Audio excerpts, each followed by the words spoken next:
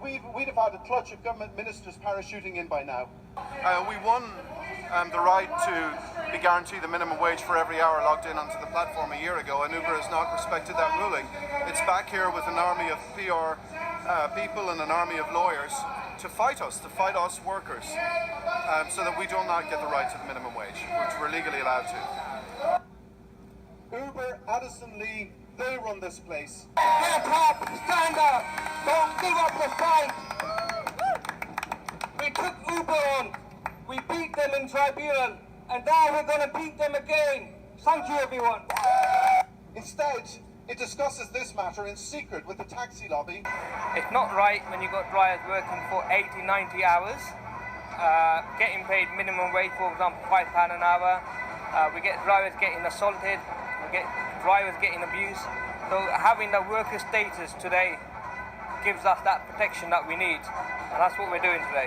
Groundbreaking, because there are people working as clean as... You got a company like Uber that got access to millions, a fortune to go and spend in court on lawyers, the media, for lobbyists to spend on politicians, and here we are, ordinary normal people living in London.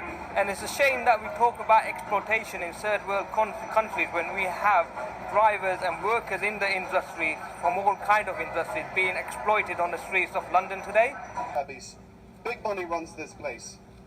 We call upon the mayor to... It's disgusting. They'll only increase their pay while we fight to get a minimum wage and other basic securities at work. Everyone else has these rights. Why should we lose out? If they do a day's work, they get a day's pay. For people trying to provide for their families on this kind of job, they don't know whether they'll get paid next week or next month, so it's really hard to make a long-term investment in their future, which makes you kind of like totally dependent on that employer and so vulnerable to exploitation. My name is James Farrar. I'm chair of the United Private Hire Drivers Branch of the Independent Workers Union of Great Britain. So James, why don't you talk about what your organization is, what is it doing, and some of the struggles that you're facing? So the Independent Workers Union of Great Britain has been around since about 2012. It has emerged as the de facto trade union for the gig economy. It is not affiliated as part of the Trade Union Congress here in Britain, which is an affiliation of the older, more traditional trade unions. IWGB has a branch for private hire drivers, minicab drivers, which are typically Uber drivers, in other words. But also we represent cycle couriers. Deliveroo is the big unicorn based here in Britain for food delivery, fast food delivery. So we represent those cycle couriers riders as well. We also represent security guards, receptionists. We have a branch at University of London where a lot of staff there have been outsourced to service companies. We've just started an electricians branch tonight, as a matter of fact. And also we've got a branch for foster care workers. So people who foster children in their home, they're paid by the local authority. Well, we represent them as we provide them with a trade union as well. So the defining factor for our trade unions, a lot of the workers tend to be in gigs, if you like, or what we call the so-called gig economy. But they are self-employed, but workers.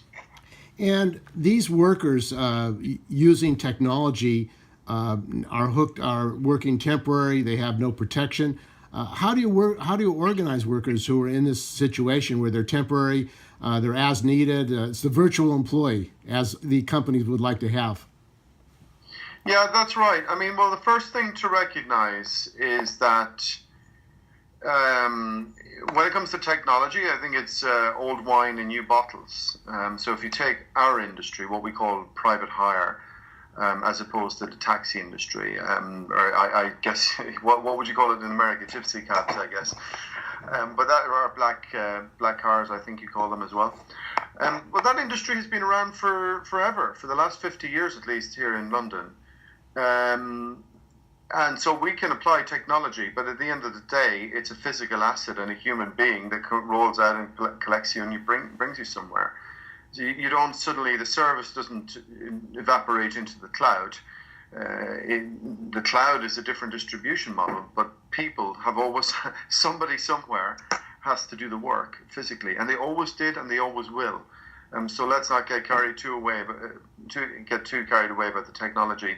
The thing about our industry is that it has always been abusive. For the 50 years that it's been in existence in London and throughout the UK, it's always been abusive. It's always used this model of self-employment. It's always used a business model of oversupply. So workers are waiting around in expectation that they're going to get work and an expectation that they're going to earn, and maybe they will and maybe they won't. So that has always been the case. I was at a conference recently and about the concept of good work. And the way I describe it is that, Uber, Lyft, companies like that, they didn't create bad work. The bad work was always there. What they did was they brought it to an industrial scale. They consolidated it and brought it to scale. But in terms of how do we organize, it's funny, technology, we also use technology too. Drivers, it's a very lonely job, it can be. And so drivers are turning to technology to be in touch with each other. What was typical in our industry in the old days is that, I should explain a little bit about regulation here. If you're a taxi driver, you can pick up people off the street. You're truly self-employed, and you can pick up, somebody puts their hand up and you can pick him up. In Britain, the so-called private hire market means that I cannot do that. I can't pick somebody up off the street. I have to go through an intermediary, which we call an operator, which is somebody like Uber. And in the old days, there would be these mini-cab offices dotted around the suburbs. And drivers would go to the office and they would be given work, and they drive somebody or they go and pick somebody up, and then they return back to base.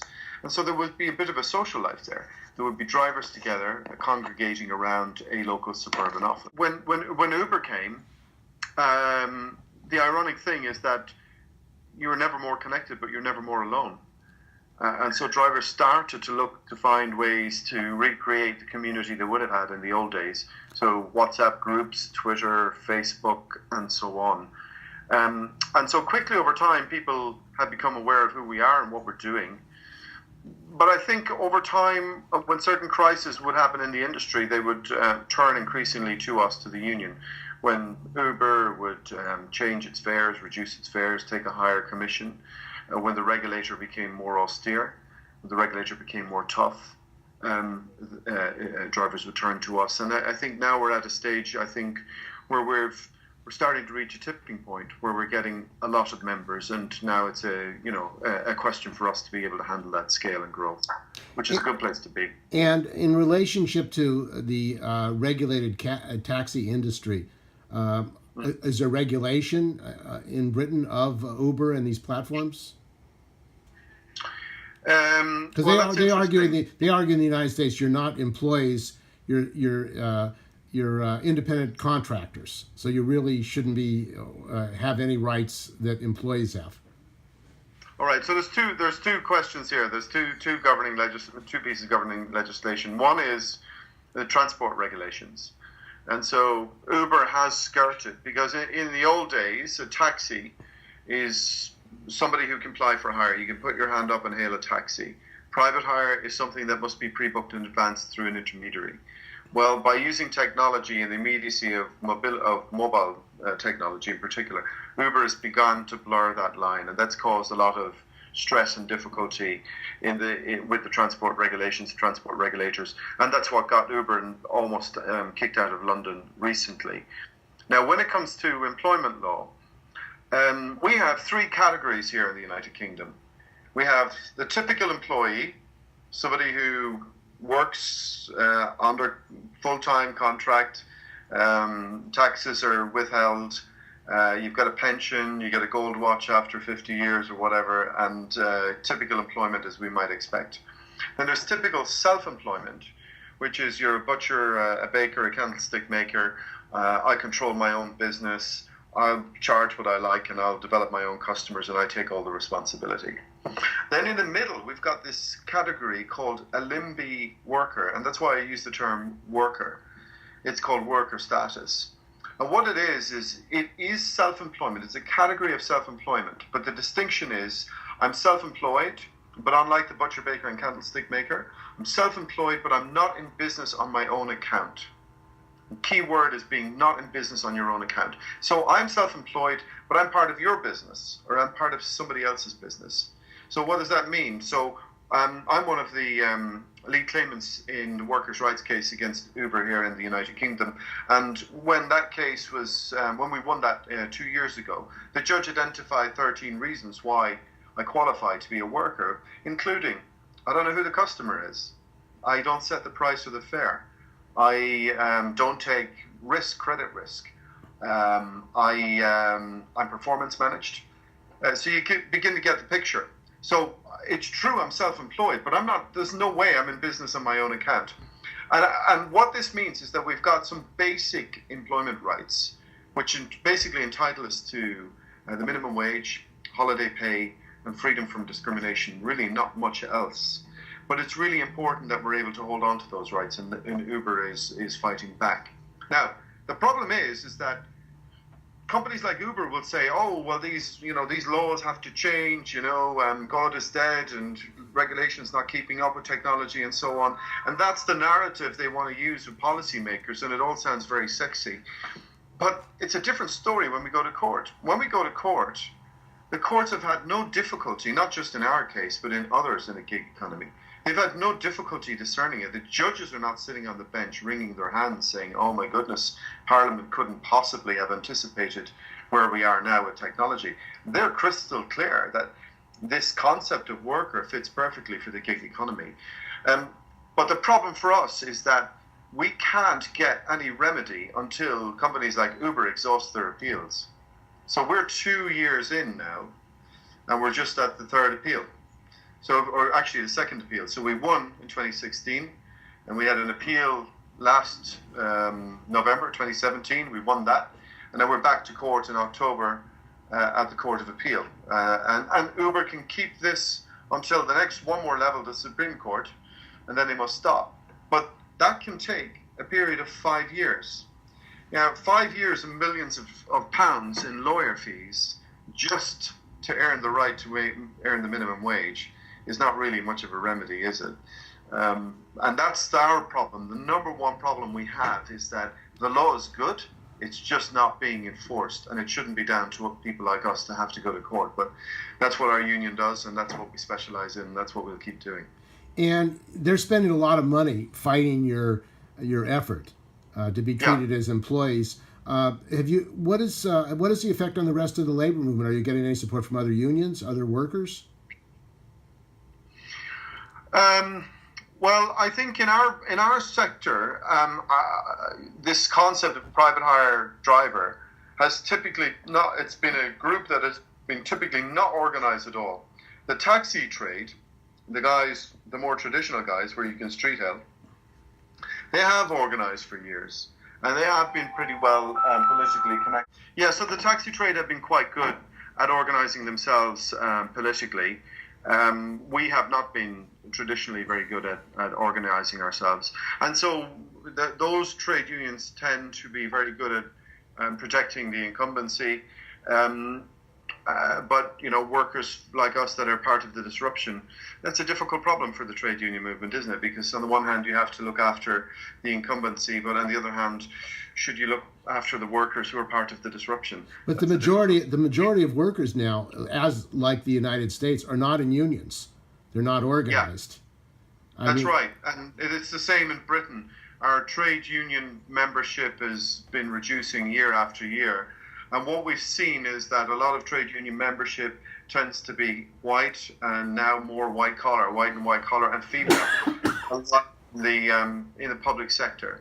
So it hasn't organising in the pools of labour that most need organising. That hasn't happened.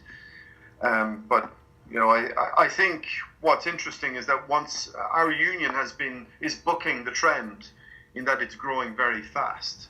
amongst this worker groups. And I think that's a great sign for the future. And have you had solidarity actions? You say you're organizing in different sectors like University of London workers, contract. Do they work together? Do they build solidarity? How do you communicate? What's your communication plan for a union of various groups of workers from different industries? Well, we do. In fact, last year when we went to tribunal and last September, we had the first march of the precariat in London. We had all the precarious workers, we had all the branches marching together, including a sister union that we work with called the United Voices of the World, who also represent a lot of cleaners, a lot of Latin American cleaners, indeed, is where the movement started in the past 5 years. And we all marched together through London, across Blackfriars Bridge and up through the old legal quarters of London and up through the heart of the city. And we jumped out of the tribunal and went to court. But it was a great thing to see. It was a great thing to see that type of solidarity amongst real working people that, my goodness, really need their unions more than anybody else right now. And March of the Precariat. I mean, that is what the majority of workers are in the world now. Precariat workers in this. Yeah, I mean, it's funny, isn't it? I was out at Oxford University a few months ago giving a talk, and an academic came over to me, and something hadn't occurred to me, and he said, you know, there is a theory that the whole reason why the gig economy is so sexy as a topic right now is that the middle classes have kind of woken up to it.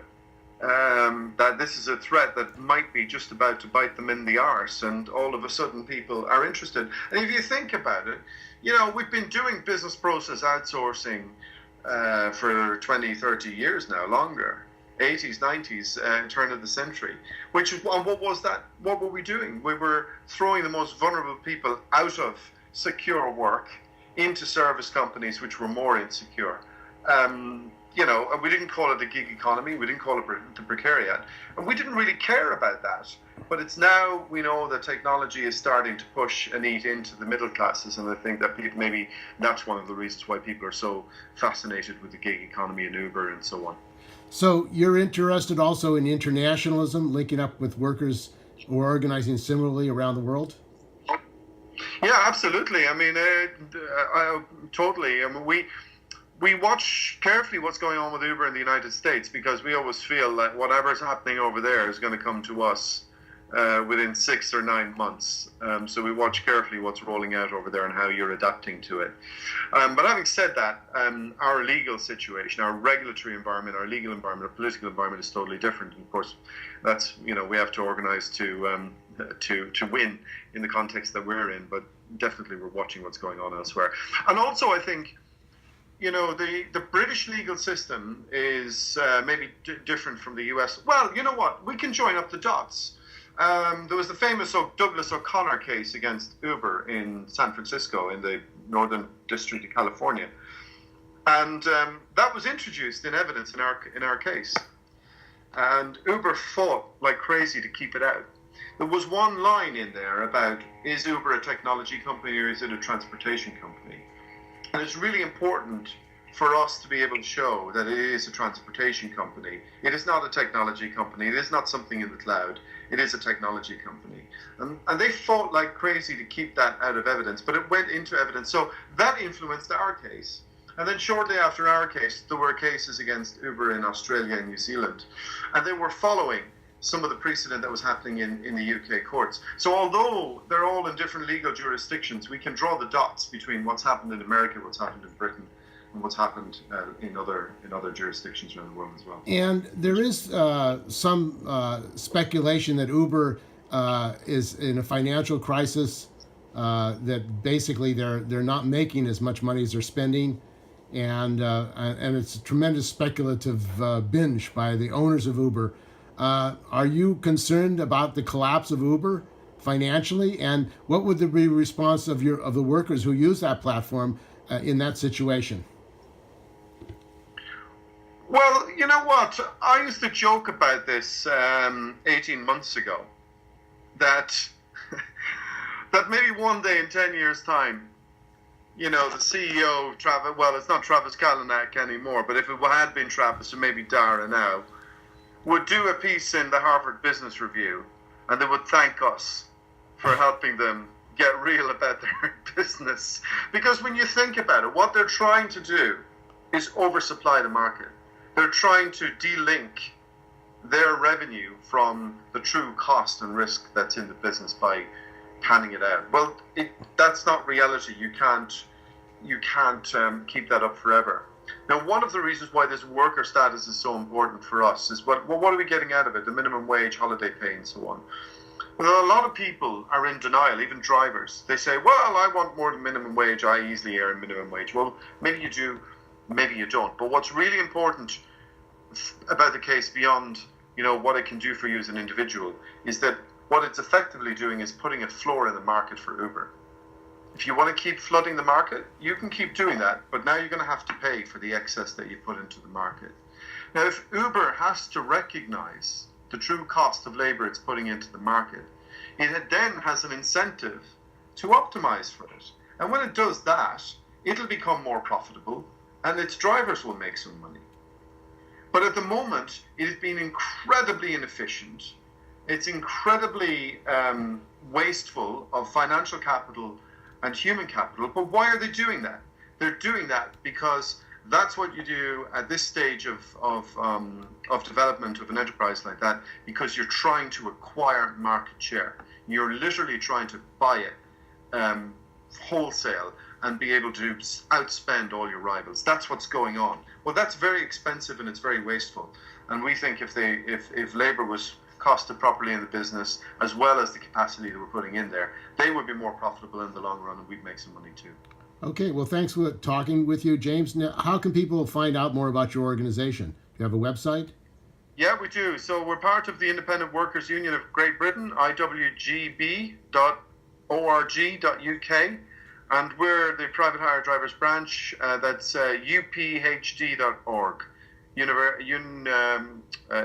United Papa Hotel Delta.org.